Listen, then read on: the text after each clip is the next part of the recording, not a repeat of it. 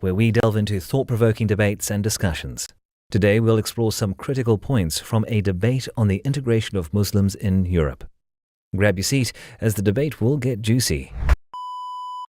Hey guys, welcome back again to my YouTube channel. So today we're going to be diving into another yet episode of Douglas Murray Leaves Muslim Speechless with Facts.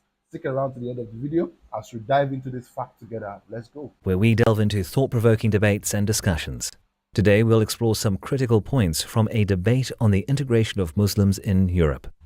Grab your seat as the debate will get juicy. All right. Well, a very passionate and fluent opening there to our debate. Against the motion is Douglas Murray. He is the director of the Centre for Social Cohesion here in Britain, which tries to promote integration between Britain's ethnic minorities and the wider population, and it specialises in radicalisation. So, Douglas Murray, your time starts now. Thank you. Thank you very much. Tariq says that Europeans associate Islam with violence. There is some truth in that. There is also a very obvious reason for that, which is that Islam is associated with violence. It was not Buddhists who flew planes into the Twin Towers. It was not Hindus or Jews that blew up the London Underground in buses a few years ago. And that simple fact has to be acknowledged if you're even going to start a dialogue. Now, what is happening, ladies and gentlemen, it's not a pantomime.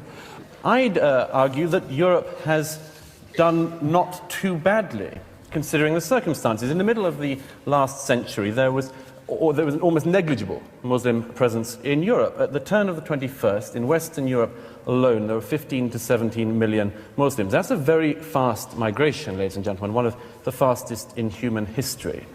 And no society would find it easy to deal with that kind of migration. As it happens, European societies, Western European societies have, I think, dealt with this much better than some would. Certainly, Muslims coming to live in Britain and in Western Europe enjoy more rights and better rights, among them freedom of worship, than they do in any Islamic country in the earth here today. We do have a problem. We have a problem when the failures of Islam throughout the world, the failures of all Islamic societies, come here into Britain. Their intolerance of freedom of conscience, their intolerance of apostates, their intolerance of freedom of expression and freedom of speech, their intolerance of minorities, other religious minorities, sexual minorities, their intolerance of gays, their dislike and distrust of half of the population, women, and many, many other things. And the call, what's more, for a parallel legal system within Britain and Douglas Murray argues that Islam is associated with violence, citing historical events like 9/11 and the London bombings. He suggests that Western Europe has dealt admirably with the rapid migration of Muslims, offering them more rights than they might enjoy in Islamic countries. Are these points valid or overly generalized? European societies. This is monstrous. No other group behaves like this, asks for parallel laws. This is a fundamental problem, and it's one we're going to have to deal with. It's a problem between a society, Western Europe, that believes that laws are based on reason, and Islam that believes that they are based on revelation. Between these two ideas, I'm not sure there is very much compromise for Europe. It is not Europe that has let down its Muslims, but the Muslims of Europe that have let down Europe. This is not solely something which we have to say we can never reconcile. Of course we can reconcile this, but we need to be honest about it. We need to be frank about it, and we cannot avoid things just because they are unpleasant. And if there were one thing I would wish Muslims in Europe could learn today, as fast as possible, it would be this: that you have no right in this society not to be offended.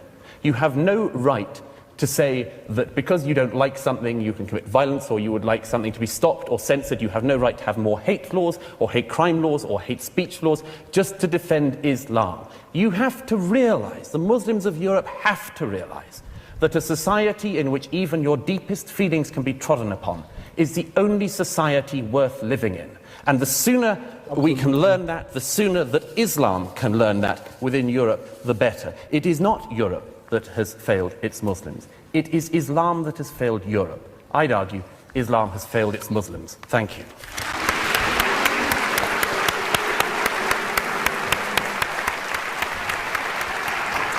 Well, You certainly stirred things up a bit there, didn't you, Douglas Murray? Thank you very much indeed. OK, well, let me invite some comments from the floor, and let's go...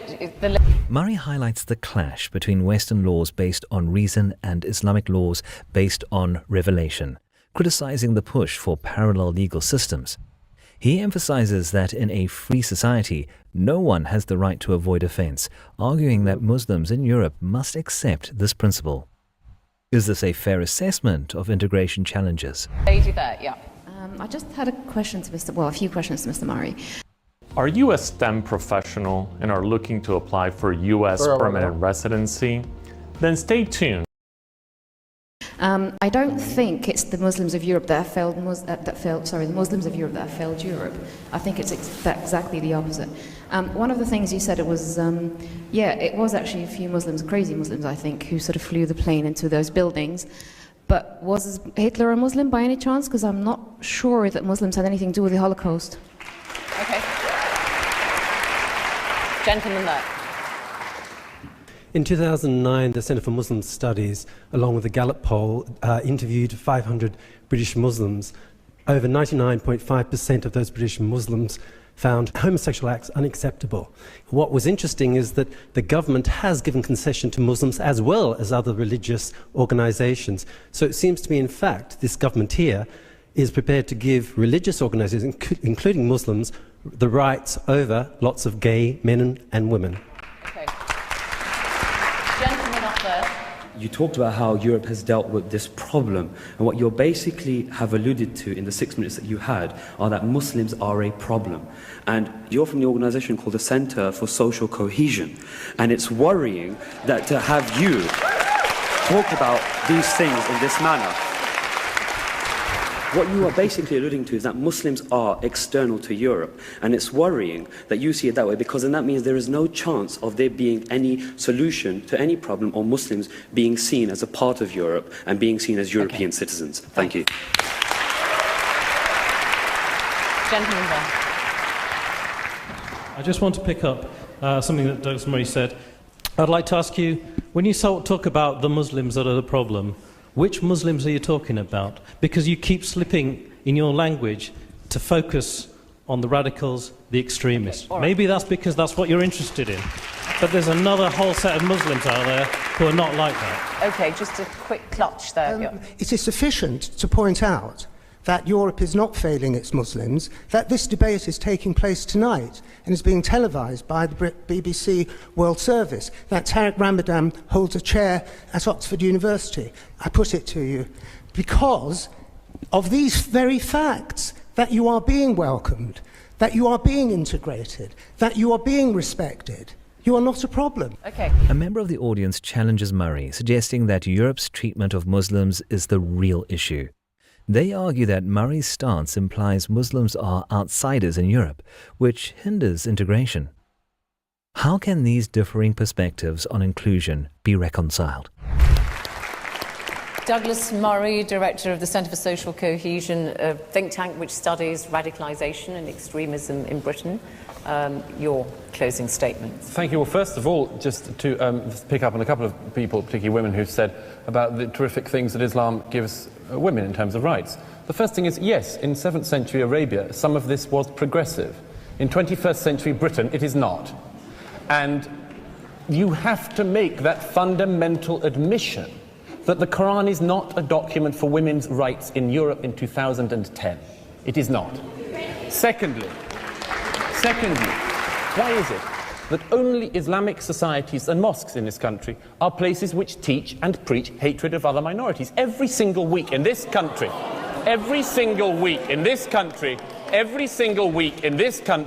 there are people on campuses who teach the murder of minorities. Last week, it was somebody who calls for the murder of apostates. The week before, at another university, it was somebody who believes the Jews are fair game. This is not tolerable. It is not tolerable for Muslims. It is not tolerable from anyone else. You, I hope, would agree with me that any minority that engaged in such hatred and bigotry should be criticised. Don't pretend that the cloak of Islam And Islamic belief and religious fervour means that people like us cannot say that people who call for the murder of minorities are not mainstream, are not acceptable, and have to be critiqued.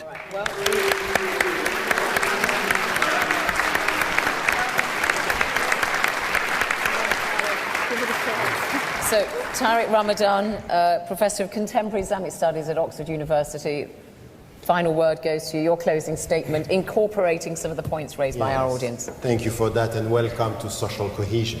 That's really nice.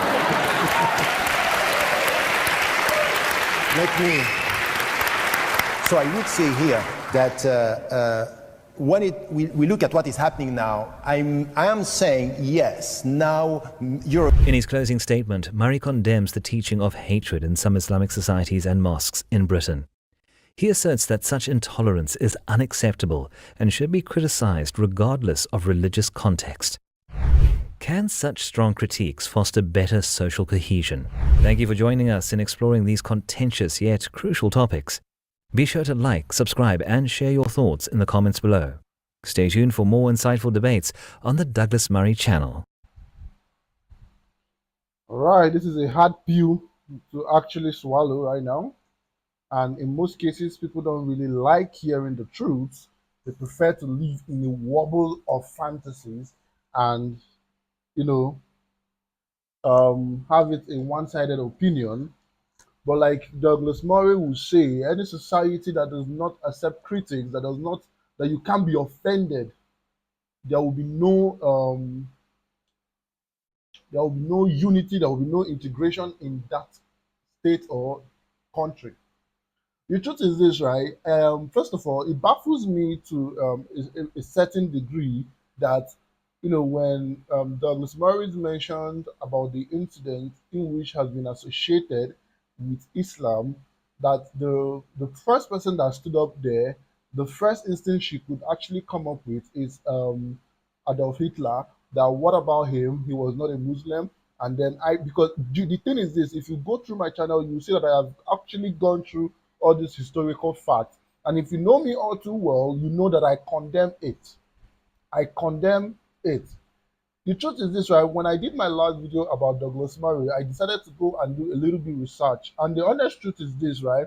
I was finding it hard to believe that truly the Islam is a religion associated with violence. But what I saw on the net actually baffled me a lot. I'm not going to lie to you. And the thing is this, right? You don't justify another bad incident with another bad incident. It means you're not learning. It means you're not learning from history.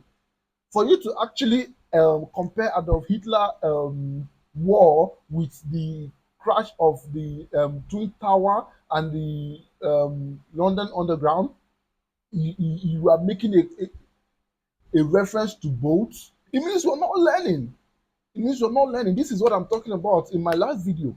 That if Islam allows room for learning, that there will be huge peace in the whole world. There will be huge peace. The truth is this: you cannot justify another homicide or another killing, another unliving person with another one. It does not make sense. It's like me telling you because this happened, I have to do this. Because this person unalive somebody, I have to unalive this person. Leave it to the courts. Leave it to the law. This is what I said. We always cloud our heads with religious law and government law. Then on the second note, somebody also raised an opinion, a question there that he was asking. I can't really remember the contents of the question he asked, but this is what I have to say. The truth is this, right?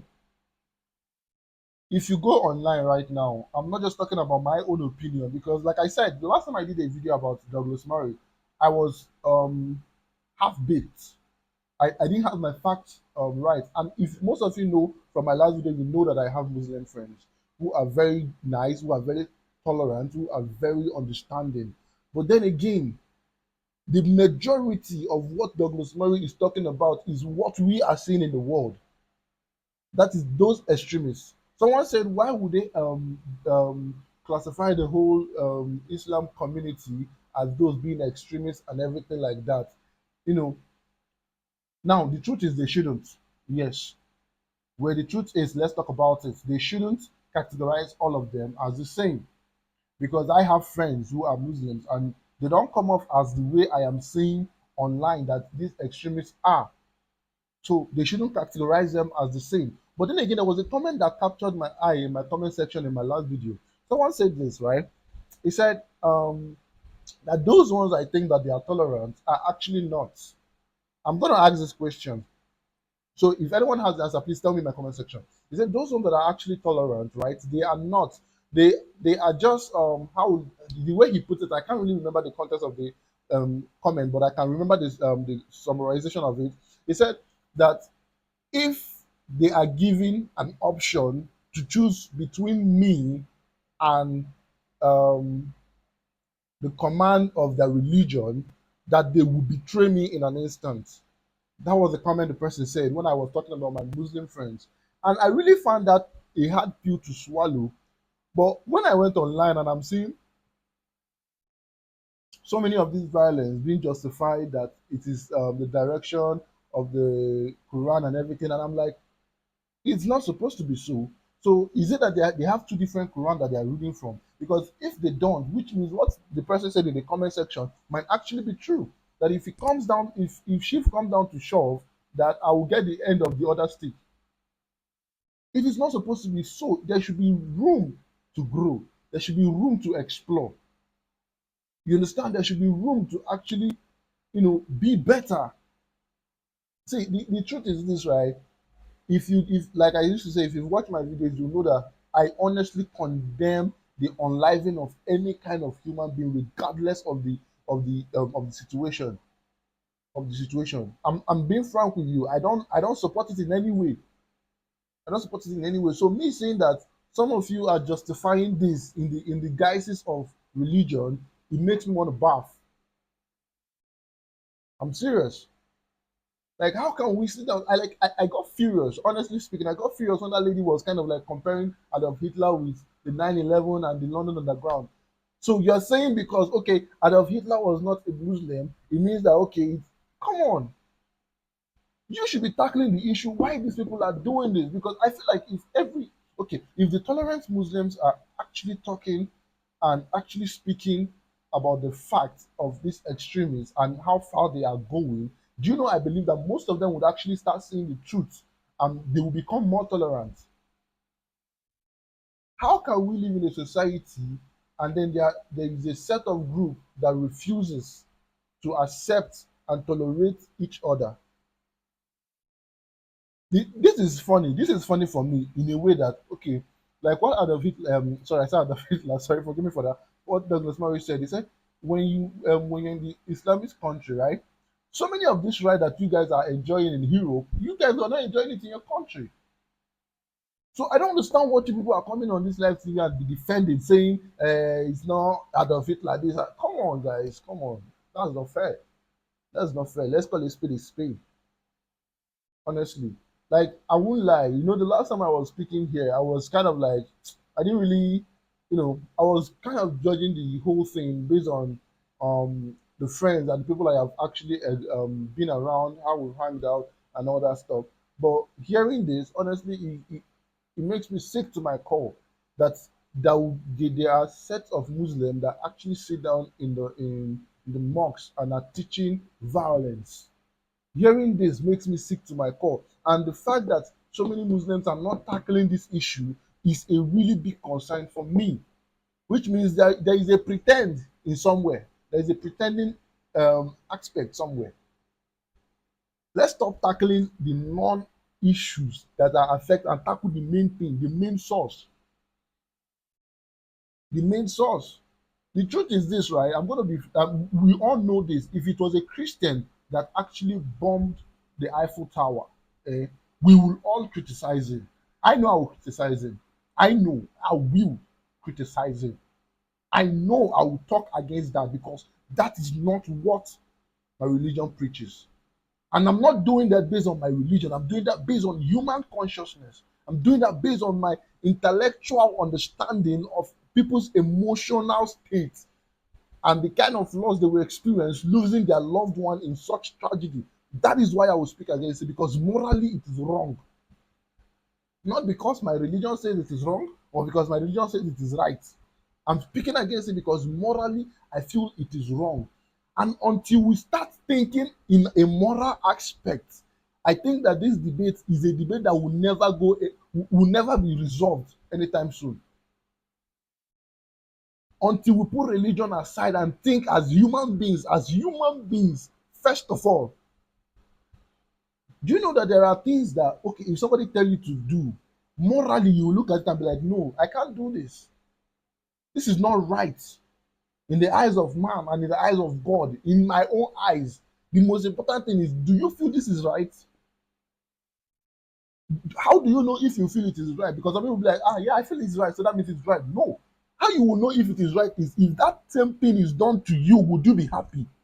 Put yourself in the shoe of the person you are doing something to, and then ask yourself one big question. If this thing is being done to me, would I like it? And if you feel like your answer is yes, then I feel like I would say you are kind of like sick. Yes, that is the conclusion I'll come to. The truth is this: Douglas Murray always comes here with facts. Douglas Murray always comes here with facts. Because initially I thought he was just speaking based on, I went to research most of everything he's saying. Everything was accurate. That is why you see me speaking with so much energy this morning, supporting his claims, his arguments. Sorry, his arguments. Not because most of the times I reacted to the video, I just spoke on my opinion because I felt like, okay. But now I feel like Douglas Murray is speaking facts. But people that come on this stage and ask questions are asking questions like as if they are living in a wobble universe, that everything is so rainbow and sunshine. It's not like that. It's not like that. And I feel so heavy in my heart that there are some certain things that we are not yet discussing about in this world. I feel it heavy in my heart. But that is a discussion for another day. Thank you for sticking around to this part of this video. Don't forget to like, subscribe, and comment on this YouTube channel. Tell me your thoughts about this, because I want to really understand because like one of my family, my YouTube family said, he said that most of those my friends are actually pretending to me. And I want to know from a true Muslim, is that so? If shifts come to shove, will I get the other end of the stick? Or is your genuinity and your love for your fellow human being as genuine as I see it to be? Tell me in the comment section. Or if it comes down to it, will I get the other end of the stick? And thank you guys. See you on my next video. I love you all. For now, remain blessed and bye.